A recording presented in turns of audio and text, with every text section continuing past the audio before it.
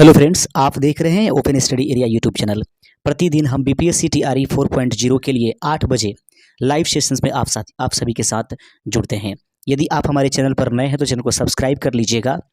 Bihar board या Bihar BPSC जो TRE 4.0 का एग्जामिनेशंस है उसके लिए केंद्रीय बजट और बिहार बजट एक मस्ट इम्पॉर्टेंट बिंदु होगा। इसलिए केंद्रीय बजट 2025-26 और बिहार बजट जो है उससे संबंधित प्रश्नों को आज के हम इस सेशन में देखने जा रहे हैं। पहले हम मुख्य बिंदुओं को अच्छे तरीके से समझेंगे, उसके बाद मस्ट इम्पॉर्टेंट जो है एमसीक्यू हम इस सेशन का करने जाएंगे। तो सबसे पहले आइए समझते हैं और उसके बाद आप हमें कमेंट करके बताइएगा कि आप कितने स्कोर या कितने जो क्वेश्चन से इनका सही आंसर कर पाए हैं।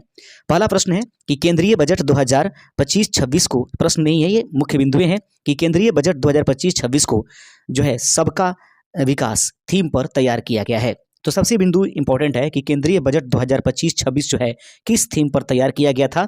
सही आंसर होगा इसका सबका विकास, जिसमें भारत के सभी क्षेत्रों में संतुलित विकास पर जोर दिया गया है। मुख्य बिंदु ये रहेगी आपका। उसके आगे हम लोग चलते हैं दोस्तों, और अगला बिंदु इससे संबंधित है कि केंद्रीय बजट 2025-26 जो है निर्मला सीतारमण ने प्रधानमंत्री नरेंद्र मोदी के नेतृत्व में लगातार 8वीं बार केंद्रीय यह बजट पेश किया है। अर्थात केंद्रीय बजट 2025-26 जो पेश किया गया है निर्मला सीतारमण के द्वारा, वह प्रधानमंत्री नरेंद्र मोदी के नेतृत्व में, या कुल मिलाकर निर्मला सीतारमण का अपनी जो है 8वें लगातार बजट है एज एक फाइनेंस मिनिस्टर के रूप में, या जिन्होंने इनको पेश किया है।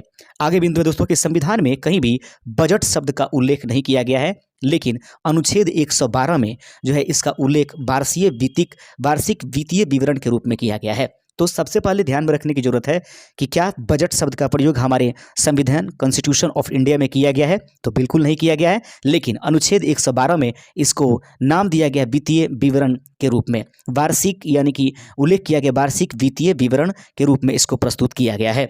केंद्रीय बजट 2025-26 उधार के अलावा कुल प्राप्तियों और कुल व्यय क्रमशः इस प्रकार है। यानी कि केंद्रीय बजट 2025-26 जो है दोस्तों उसमें कुल प्राप्तियां कितनी है, 34.96 लाख करोड़ रुपए की प्राप्तियां होती हैं। वहीं पर कुल व्यय का अनुमान जो है वह 50.65 लाख करोड़ रुपए लगाए गए हैं। तो याद रखेंगे केंद्रीय बजट 2025-26 उधार के अलावा जो है कुल प्राप्तियां या 34.96 लाख करोड़ है, जबकि 50.65 लाख करोड़ जो है इसका अनुमानित व्यय लगाया गया है। शुद्ध कर प्राप्तियां जो है 28.37 लाख करोड़ रुपए अनुमानित किए गए हैं। वहीं पर राजकोषीय घाटा सकल घरेलू उत्पाद का 4.4% होने का अनुमान रखा गया है।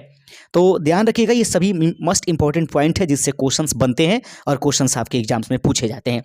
केंद्रीय बजट 2025-26 के 4 इंजन हैं, यानी कि केंद्रीय बजट 2025-26 है वह कितने इंजनों पर निर्भर करती है, तो इनके कुल इंजनों की संख्याएं 4 है, अर्थात 4 इंजनों पर इसको तैयार किया गया है, जिसे आसान भाषा में MSME के नाम से जाना जाता है। तो केंद्रीय बजट 2025-26 के 4 इंजन हैं जिसे MSME के नाम से जाना गया है।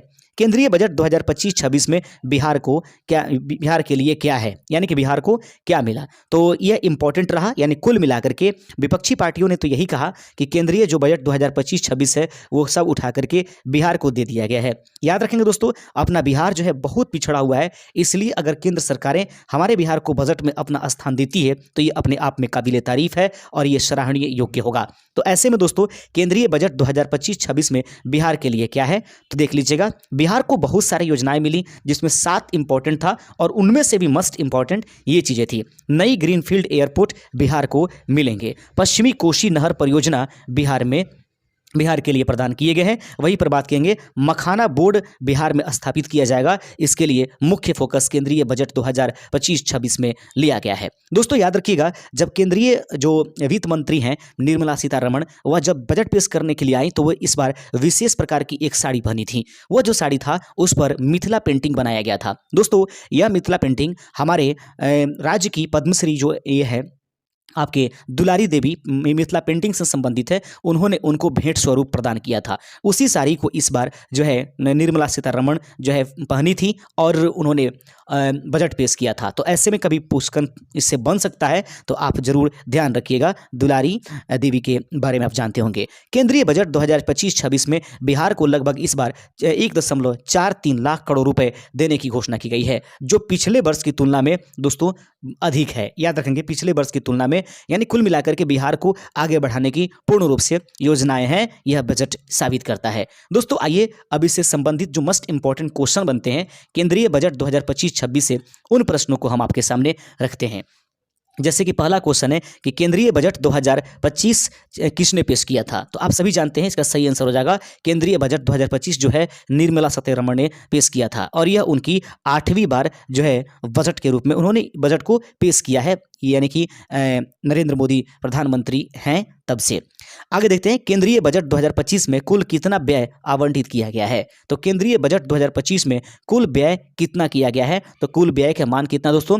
50.65 लाख करोड़। अभी तुरंत मैंने आपको बताया था, याद रखेंगे।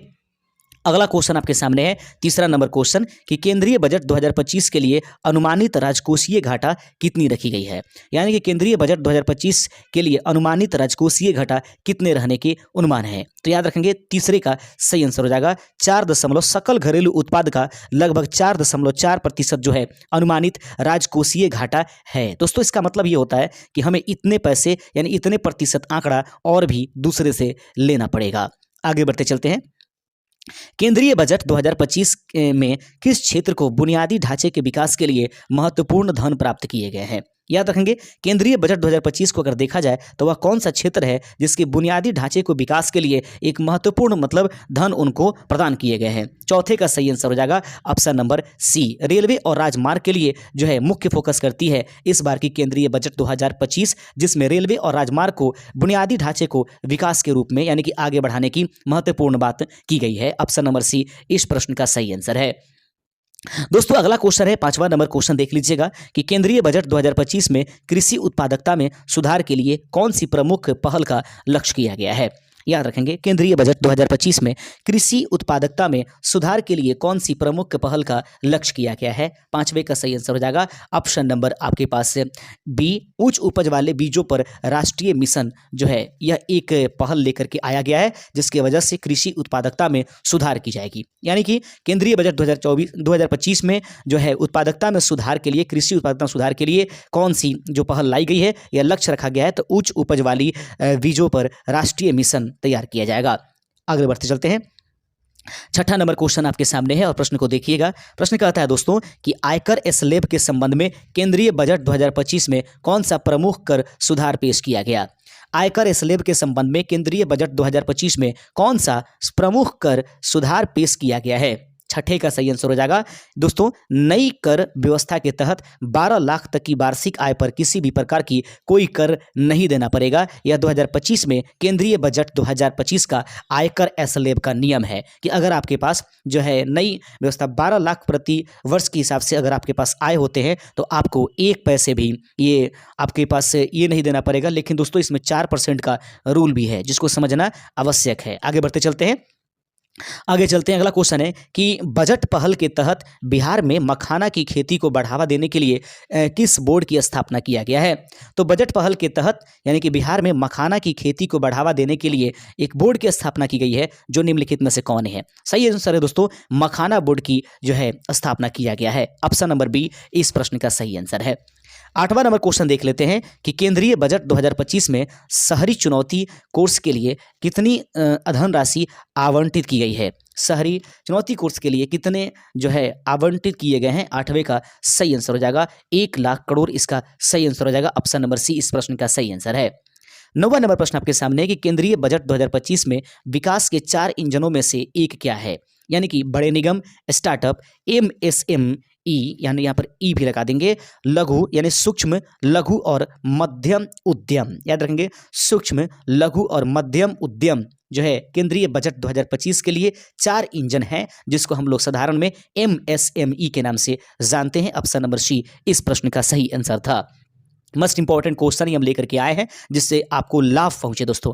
केंद्रीय बजट 2025 में पहली बार महिला उद्यमियों को समर्थन देने के लिए किस पहल की घोषणा की गई है? तो केंद्रीय बजट 2025 में पहली बार महिला उद्यमियों को समर्थन देने के लिए किस पहल की शुरुआत की गई है? 10वें नंबर प्रश्न का सही आंसर हो जाएगा दोस्तों ऑप्शन नंबर आपके पास बी, 2 करोड़ तक की सावधि ऋण, याद रखेंगे सावधि ऋण देने की बात की गई है। महिला उद्यमियों को समर्थन करने हेतु जो है महिलाओं को 2 करोड़ तक की सावधि ऋण देने की बात की गई है। तो 10 प्रश्न आज के इंपॉर्टेंट थे और मुझे लगा कि ये मस्ट इंपॉर्टेंट क्वेश्चन है, इससे क्वेश्चंस बनेंगे आपके एग्जाम्स में, इसलिए इन प्रश्नों को मैं लेकर के आया। उम्मीद करता हूं कि आपको ये वीडियो पसंद आया होगा। चैनल पर नए होंगे तो एक बार फिर से रिक्वेस्ट है कि चैनल को सब्सक्राइब करके अपने इस YouTube channel open study area के परिवार को आगे बढ़ाएं। शुक्रिया।